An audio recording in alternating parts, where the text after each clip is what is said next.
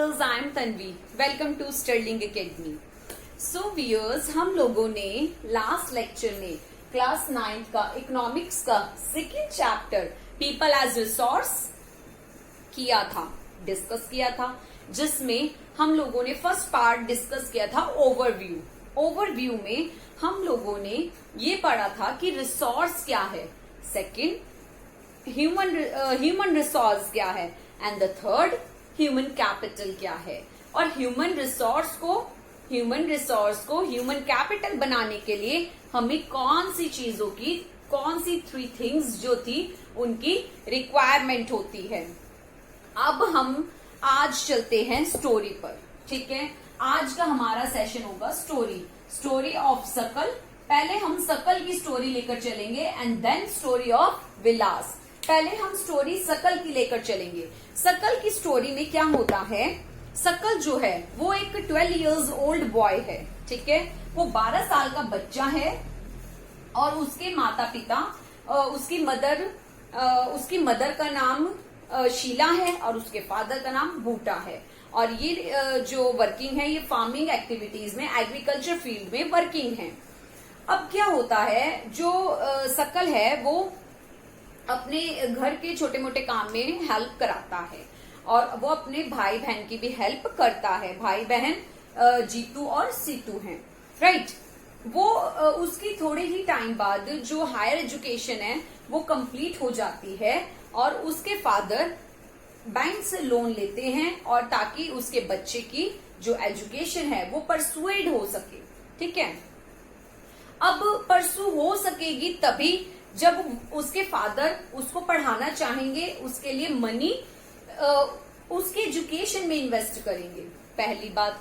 दूसरी बात, जो सकल है उसको पहले से ही एजुकेशन में इंटरेस्ट रहा है, वो इंटेलिजेंट बॉय रहा है। सो आगे क्या होता है कि जो सकल है उसके फादर ने उसको हायर एजुकेशन के लिए उसे बाहर पढ़ने के लिए भेजा होता है और उसे एक वोकेशनल कोर्स कराते हैं, कंप्यूटर से रिलेटेड कंप्यूटर का वोकेशनल कोर्स कराते हैं। और उससे क्या होता है कि उसकी ग्रेजुएशन वगैरह जो उसका कोर्स है, जो उसका कोर्स है उसका टाइम पीरियड कंप्लीट हो जाता है और उसकी जॉब लग जाती है।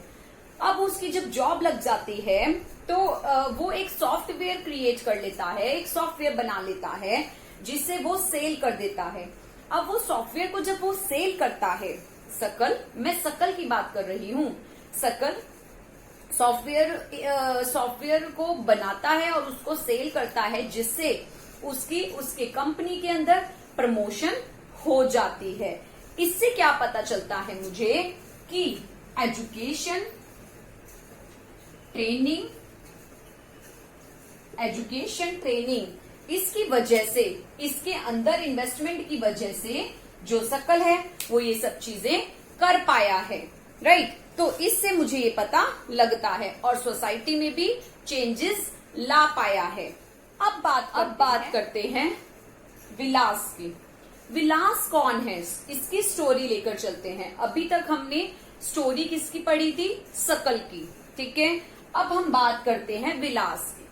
विलास जो है वो सकल का ही फ्रेंड है, सकल का ही वो क्या है, फ्रेंड है, सकल्स फ्रेंड, राइट। सकल का ही फ्रेंड है विलास और वो 11 इयर्स ओल्ड बॉय है, राइट। जो विलास है उसकी मदर गीता है और उसके फादर का नाम महेश था। जब विलास 2 इयर्स का था तब उसके फादर की डेथ हो गई थी। तब से उसकी मदर ही फिश को लाती हैं और मार्केट में सेल करती हैं। और वो फिश लाती कहाँ से हैं, वो फिश लैंड ऑनर के पॉन्ड में से लाती हैं और उसे मार्केट में सेल कर देती हैं। और कितने रुपए मिलते हैं उन्हें, जस्ट 20 और 30 रुपीज डे के वो कमाती हैं, राइट। अब जो विलास है उसको अर्थटीज भी है, उसको प्रॉब्लम है, उसको डिसीज है अर्थटीज की। और उसकी मदर के पास इतने पैसे नहीं हैं कि वो डॉक्टर के पास जा सके और उसका ट्रीटमेंट करा सके। इसी वजह से तो विलास स्कूल ही नहीं जाता, वो एजुकेशन ही नहीं ले पाता क्योंकि उसकी मदर के पास फीस भरने के भी पैसे नहीं हैं, राइट। तो विलास जो है अपनी मदर का घर के कामों में और थोड़ा बहुत जो ये फिश को लाके मार्केट में सेल करने के में ही उसकी पूरी जिंदगी निकल जाती है और उसके पास एजुकेशन या उसके पास कोई भी स्किल्स नहीं है क्योंकि उसके मदर फादर उस बच्चे की पढ़ाई में इन्वेस्ट नहीं कर पाए, राइट। तो और ना ही उसके मेडिकल फैसिलिटी उसे दिला पाए। तो इस वाली स्टोरी से हमने ये जाना कि एजुकेशन और स्किल्स, नॉलेज, ट्रेनिंग ये तो इम्पोर्टेंट है ही है, ठीक है, इसमें इन्वेस्ट तो करना ही पड़ता है। बट अगर हम हेल्थ केयर में भी अगर हम इन्वेस्ट नहीं करते, हेल्थ केयर फैसिलिटी में इन्वेस्ट नहीं करते तो हमारी ह्यूमन कैपिटल नहीं कंसीडर की जा सकती। तो कोई भी पर्सन जो है वो ह्यूमन कैपिटल नहीं कहा जाएगा क्योंकि उसमें ये सब चीजें उसमें इन्वेस्टमेंट नहीं की गई है। तभी बोला गया है कि जब एजुकेशन, स्किल्स, ट्रेनिंग की इन्वेस्टमेंट है तो हेल्थ केयर भी इम्पोर्टेंट है। इन दोनों स्टोरी से आपने ध्यान रखा, इन दोनों स्टोरी से समझने की कोशिश की क्या कि फर्स्ट स्टोरी जो थी मेरी, फर्स्ट स्टोरी मेरी कौन सी थी? मेरी स्टोरी थी सकल की, सकल, और सेकंड स्टोरी मेरी विलास। दोनों फ्रेंड्स हैं बट एक आपने कंपैरिजन करना है, देखना है कि एक तो उसको एजुकेशन मिली, उसको सब चीजें मिली, ठीक है, उसको हेल्थ केयर मिला, हेल्थ केयर तो क्या, एजुकेशन मिली उसको, उसको एक एटमॉस्फेयर मिला, तब जाके वो आगे निकल गया और उसको प्रमोशन मिली, राइट, वो आगे अपने प्रोग्रेस की, उसने सक्सेसफुल रहा। बट जहां विलास की स्टोरी हम लेकर चलेंगे तो था तो फ्रेंड सकल का ही ना, बट वो कैसे पढ़ाई में मन भी नहीं लगा सका, वो स्टार्टिंग से उसको वो एटमॉस्फेयर नहीं मिल सका, स्कूल नहीं जा पाया, राइट। तो वो सब चीजें जो थी, वो जो सिचुएशंस थी, उसने जो विलास थी उसको आगे ही नहीं बढ़ने दिया।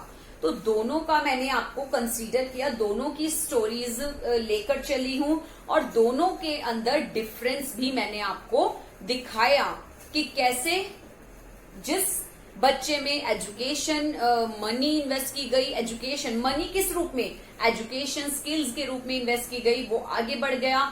बट जहां एजुकेशन नहीं दी, स्किल्स नहीं हुए और हेल्थ केयर नहीं मिला, वो बच्चा पीछे रह गया। So investment in the human resource as a education और medical facilities can give high rate of return in the future. अगर इन्वेस्टमेंट ह्यूमन रिसोर्स में एजुकेशन और मेडिकल फैसिलिटी को लेकर की जाए तो high rate of return future में हमें मिलेगा ही मिलेगा। And next point, this investment on people is the same as investment in the land and capital. जिस तरीके से लोग लैंड और कैपिटल में इन्वेस्ट करते हैं, उसी तरीके से अगर लोग इन्वेस्टमेंट किस में करें, पीपल के अंदर करें, तो वो रिटर्न उससे बड़ा ज्यादा या उसके बराबर का रिटर्न हमें मिलेगा ही मिलेगा।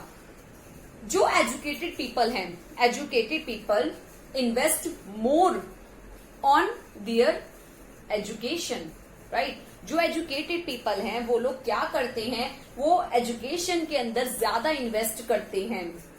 क्यों? क्योंकि उन्हें पता है कि जो एजुकेशन है वो बहुत ज्यादा इम्पोर्टेंट है उन लोगों के लिए, जिससे जो उनका जिस बच्चे में या जिस पर्सन में उन्होंने इन्वेस्ट किया है उसका वो बाद में रिटर्न बढ़िया ही मिलेगा। तो यही बात बोली जाती है कि जो एजुकेशन है, जो पढ़ाई है, वो बहुत ज्यादा इम्पोर्टेंट है, राइट। मैं इस पे एक एग्जाम्पल लेकर चलूंगी जापान का। जो कंट्रीज में एक जापान कंट्री है जहां इन्वेस्टमेंट ह्यूमन रिसोर्स के अंदर इन्वेस्टमेंट की जाती है, राइट। वहां जो नेचुरल रिसोर्सेज हैं, they did not have any natural resource, वहां पर कोई नेचुरल रिसोर्स नहीं है। उसके बाद भी कंट्री जो है बहुत ज्यादा डेवलपमेंट करती है, वो कंट्री डेवलप्ड कंट्री में कंसीडर की जाती है। कैसे, क्यों, यही क्वेश्चन राइज होता है कि जिस कंट्री के अंदर रिसोर्सेज नहीं है, नेचुरल रिसोर्सेज नहीं है, वो कंट्री इतनी डेवलप्ड कैसे हो सकती है, राइट? वहां इतने ज्यादा अर्थक्वेक आते हैं, तो इतनी डेवलपमेंट होने के बाद, खत्म होने के बाद फिर से वो लोग इतनी जल्दी खड़े हो जाते हैं। तो क्या आपके माइंड में ये क्वेश्चन राइज नहीं होता कि कैसे इतनी जल्दी उनकी डेवलपमेंट हो जाती है? डेवलपमेंट का जो राइज है, जो स्केल है, राइज होने का जो स्केल है, देखिए। सो क्वेश्चन क्या राइज होता है? क्वेश्चन ये राइज होता है, how did they become rich या डेवलप्ड?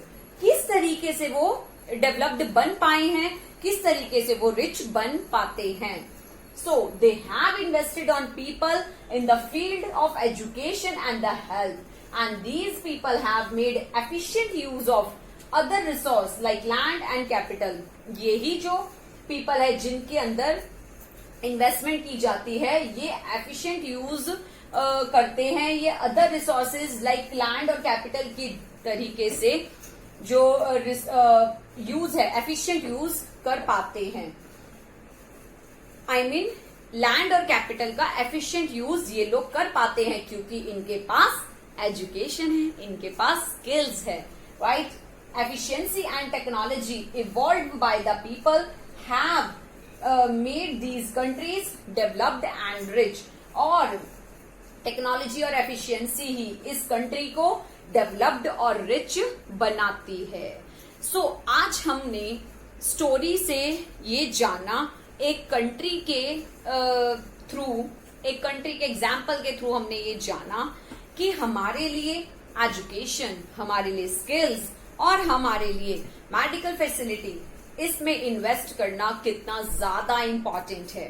लोग जमीनों में, जायदादों में, सोने में, डायमंड्स में, इसमें इन्वेस्ट करते हैं, बट लोग ये नहीं समझ पाते कि जिसके अंदर इन्वेस्ट करना चाहिए वो ज्यादा जरूरी है, क्योंकि आने वाले टाइम में वो आपको सोना उगलेगा या उगलेगी, राइट?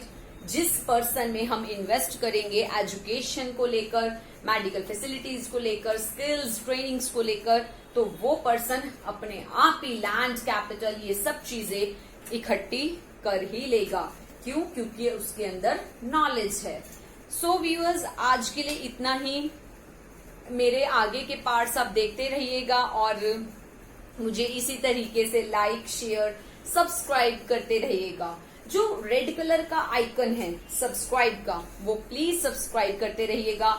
डिस्क्रिप्शन बॉक्स में लिंक पे क्लिक करके और पार्ट्स आप मेरे देख सकते हैं।